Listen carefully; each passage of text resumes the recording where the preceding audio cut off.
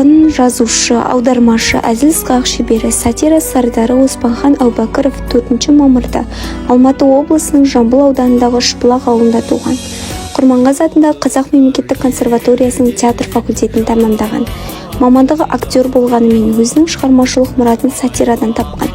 Ол республикалық газеттерде Ара журналында қызмет еткен. Сатиралық жанрмен бірге балаларға арналған өлең, жыр, ертегі, пьеса, белгілі композиторлардан әндеріне мәтін жазумен, аудармамен де айналысқан. Оның ең алғашқы кітабы «Қоңырау» деген атпен 1960 жылы жарық көрген. Мұнан соң «Бұтпылдақ», «Солақай», «Жасыратын не бар», «Күлкіңіз келе ме», «Қалтадағы қайық», «Қағаз қалпақ», «Көктайғақ», «Сүзеген сөз», «Сиқыр», «Өзіміз білеміз», «Ымды білесіз бе» әңгімелер жинағы жарияланды. Ол «Чемпион Қожанасыр», «Милау сиыр» пьесаларының авторы. Оспанхан Әубәкіровтың таңдамалы әңгімелері орыс тіліне аударылып, «Сиқыр» атауымен кітап болып шыққан. Жазушы, аудармашы Әзиз Несиннің «Ақыреттен келген хаттарын», Лаушеннің «Мысықтар қаласын» аударған.